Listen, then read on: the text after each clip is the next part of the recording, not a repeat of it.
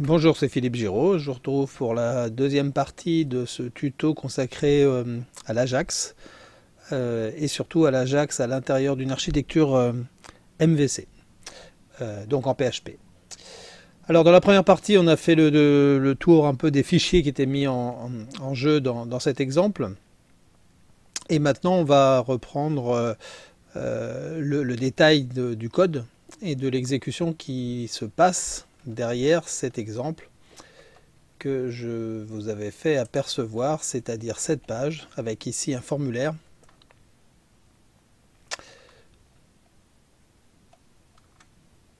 Ici, voilà, ça on le voit bien. Pardon. Donc deux champs texte, un bouton. On poste ces deux champs texte, on les envoie au serveur. Le serveur exécute un traitement, nous fabrique une réponse. Cette réponse revient et s'affiche là. Et tout ça sans recharger la page. Je vous refais voir la démonstration. Je change les contenus ici. Je redéclenche le traitement. Remarquez bien qu'il ne se passe pas de rechargement. Vous pouvez surveiller ici le petit bouton pour voir qu'il ne change pas d'aspect. Ici, la requête va partir, elle part, elle revient, la réponse s'affiche. La page ne s'est pas rechargée. Bien, donc, on va relancer le même exemple en faisant une petite manip, ici. Et on va regarder dans la console ce qui se passe. Alors pour ça, je vais recharger ma page. Ici, donc je redémarre d'un formulaire vide. Je ressaisis mes valeurs.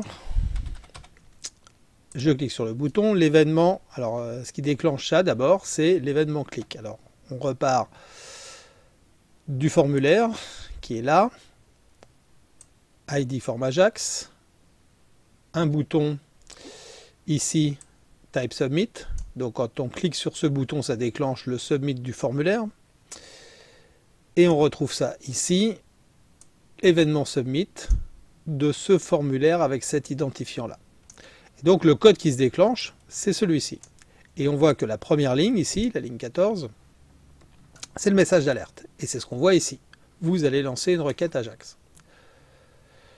Ensuite, quand je vais cliquer sur l'alerte, je vais débloquer le processus. Qu'est-ce qui va se passer? Le prevent default, c'est invisible, on ne va pas voir le résultat, mais ça va faire que l'action du formulaire, action qui est dans le code d'ailleurs, puisque j'ai dû laisser un action égale dièse ici, et ben, ne va pas se faire. Sans ça, dans l'URL, ben, on verrait le dièse apparaître au bout de l'adresse. Donc le prevent default va empêcher ce comportement par défaut. Donc ça veut dire qu'après, on arrive à la ligne 16, où là, on crée l'objet Ajax. Et là, tout ça va être invisible. Il va programmer une URL, définir un type, je vous l'ai expliqué, tout ça. Donc, bon, j'en reviens à cette ligne-là, peut-être, qui mérite d'être bien comprise. Quand on est dans un formulaire normal et qu'on est en méthode post, qu'on clique sur le submit, tout le contenu du formulaire part dans la requête. La requête, c'est une trame d'informations. Donc les différentes infos du formulaire, il faut bien qu'elles soient mises les unes derrière les autres pour partir dans une seule grande chaîne de caractères, on va dire, pour symboliser un peu la chose. Et bien là, on reproduit ça. Le serialize ici, il prend tout ce qu'il y a dans le formulaire, ça veut dire toutes les valeurs des champs à l'intérieur du formulaire. Il les met en série les unes derrière les autres. On imagine qu'il fait des concaténations avec des éléments qui permettront de redécouper tout ça. Et c'est ça qui va partir en plus de l'URL et qui va se retrouver côté serveur dans un tableau $_post parce que j'ai demandé une méthode ici, un type post. Donc, cette requête-là va partir. Donc là, vous voyez que pour l'instant, j'ai toujours rien dans ma console. Quand je vais cliquer sur OK, alors on voit, alors évidemment ça va vite, hein, j'ai pas mis d'éléments pour ralentir le programme, on va le rajouter. On voit quoi? On voit un before send. Donc on voit ici que le premier événement qui va se déclencher, bah, comme son nom l'indique, c'est before send, c'est avant que ça parte. Alors évidemment, moi j'y fais rien ici, sauf un console log. Mais on pourrait très bien imaginer ici, soit coder des choses, soit appeler une fonction définie ailleurs, pour faire un traitement ici, d'aller collecter des infos ou je sais pas quoi, aller mettre un message quelque part, hein, le fameux requête en cours, il est dans la console ici, mais en réalité il serait quelque part dans la page pour mettre un message temporaire pour dire traitement en cours d'exécution, et on attend la réponse, c'est ça que ça veut dire. Après on peut mettre une animation, on peut mettre un loader, une petite image GIF avec un truc qui tourne, enfin tout ce que vous connaissez derrière les traitements Ajax en termes d'interface graphique, et ben c'est à ce niveau-là qu'on pourrait le gérer. Ensuite on voit un success avec une trace de data, bon bah ça c'est l'événement qui est là. On récupère dans un premier paramètre les données, c'est ce qui nous intéresse le plus, un status aussi. Alors le status ici vous apercevrez que bah voilà, c'est success, hein, donc tout va bien. Et ici donc je fais une trace de la variable, enfin, du paramètre data, c'est ce que vous voyez ici. Donc c'est un objet, c'est un tableau composé ici de 3 informations. Un premier champ AA, le deuxième champ BBB, troisième champ, la chaîne que l'on voit dans le résultat, enfin qu'on ne voit pas encore, mais qu'on a reçu pour l'instant dans data. Et pourquoi on ne le voit pas encore dans le texte area? Parce qu'on est coincé sur une alerte. Puisque ici j'appelle donc une fonction qui s'appelle processSample. Alors ça c'est pour pas tout mettre à l'intérieur de l'objet Ajax. Ici moi tout ça c'est le fonctionnement de l'objet Ajax. On envoie une demande, on reçoit une réponse, mais c'est pas ici que je vais traiter la réponse. Donc j'appelle une fonction qui, elle, va s'occuper de traiter la réponse. Alors même si ici il n'y a que 2 lignes, j'aurais pu le mettre dans le code, mais généralement on a des choses plus compliquées que ça à faire. Je préfère le faire dans une fonction séparée. Bon, ici le code il fait 2 choses, l'alerte, la réponse va s'afficher, et c'est là qu'on est coincé, la réponse va s'afficher. Et donc quand je vais valider l'alerte, on va arriver à cette ligne-là, qui va faire quoi? On récupère dans une variable qui s'appelle flux, c'est le nom du paramètre que j'ai donné à la fonction, ce que j'aurais passé ici. En fait, je passe data dans le paramètre flux, donc dans flux, je récupère mes data. C'est un tableau, je cherche à récupérer le champ qui s'appelle retour, et je l'affiche dans la valeur d'un élément qui s'appelle retour. Et si je regarde dans mon code, retour, c'est le texte area. ID égale retour. Et donc, la valeur reçue par le flux va s'afficher à l'intérieur du texte area. Donc, je m'arrête là pour cet objet-là parce que pour l'instant, on traite du cas où tout va bien. Maintenant, ce qu'il faut regarder, c'est du côté du serveur. Qu'est-ce qui a été fait? Le traitement, je vous ai fait voir qu'il était là. Hein, c'est une action dans un contrôleur.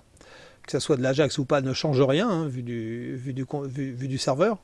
Bon, moi, je le mets dans le nom, histoire de bien différencier les actions synchrones et les actions asynchrones. Ici, je vérifie est-ce que j'ai bien reçu quelque chose en provenance d'un poste. Parce que sans ça, j'ai rien à faire. Donc, j'ai pas de else, hein, mais on pourrait mettre un message d'erreur. Ce traitement n'est pas destiné à être déclenché sans un poste. Ensuite, je crée une variable qui va être un tableau. Alors vous voyez que c'est un exemple, hein, je fais juste des concaténations avec ce que j'ai envoyé. Il faudrait évidemment ici intercaler le vrai traitement, qui serait généralement, on récupère les données du poste, on fait une requête SQL pour aller peut-être lire des contenus dans la base avec des critères de recherche, et on fabrique ce tableau en fonction du fetch que l'on fait sur la base de données. Ici, c'est simplement un tableau constitué de plusieurs infos avec un nom de champ et une valeur, virgule nom de champ égale valeur, virgule nom de champ. Le troisième champ, vous voyez, qui s'appelle retour. Et son résultat est une concaténation de texte en dur et des postes que l'on a récupérés. Donc, en fait, je fabrique la réponse du serveur. Je simule, en l'occurrence, là, une réponse du serveur. Et pour pouvoir la retourner à l'Ajax, il faut que je l'encode convenablement par rapport à ce que j'ai demandé comme type de data, de réponse.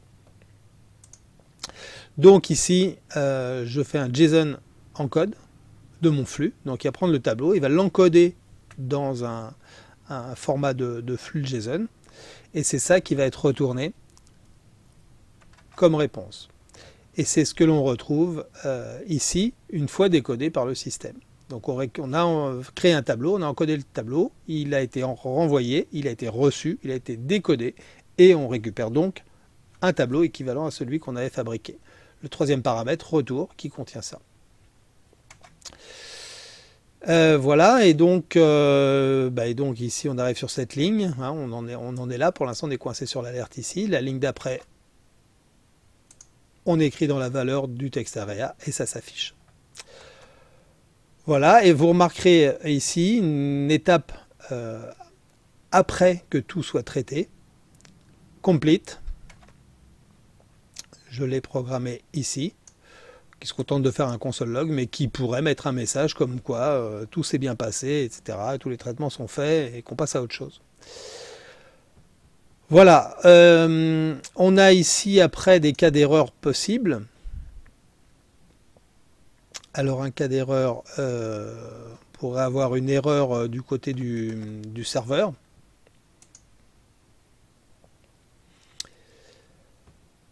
Par exemple, si j'ai une erreur par exemple dans ma syntaxe,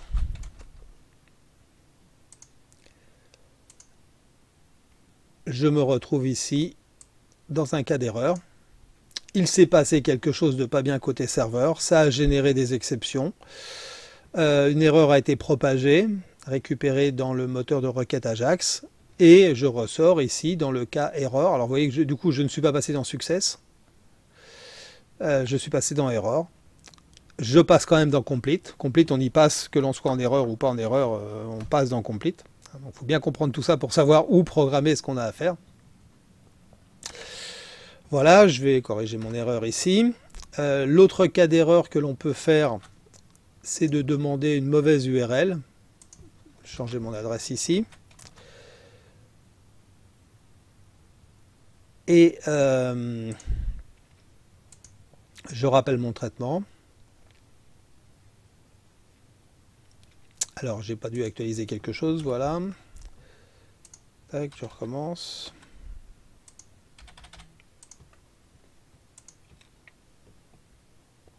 Et je me retrouve dans la ligne status code 404, page not found.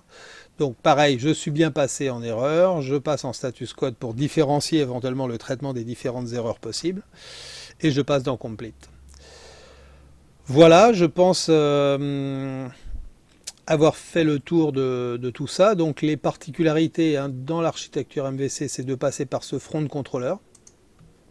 Donc ça c'est quelque chose que je m'oblige à faire, hein. C'est ça le principe des design patterns, hein. C'est des bonnes pratiques. On s'oblige à faire des choses convenablement. Donc toutes mes requêtes Ajax déclencheraient cette URL là en précisant module action pour ensuite aiguiller vers la bonne méthode de la bonne classe de contrôleur. Si j'avais besoin d'aller dans la base de données, je ferais comme normalement en MVC, j'instancierai un modèle, je déclencherai une fonction dans mon modèle pour faire la requête SQL, je récupérerai des données, je fabriquerai mon tableau de résultats avec ces données-là, je les encoderai, je les renverrai. Et du côté du JS, dans une fonction, je décortiquerai le flux, le tableau, et je ferai des inner HTML ou des val ou tout ce qu'on veut pour aller mettre des données à certains endroits dans la page en refabriquant peut-être des petits morceaux de HTML pour remplacer une zone complète pour créer donc une page dynamique fabriquée côté client en fonction des données reçues depuis la requête Ajax.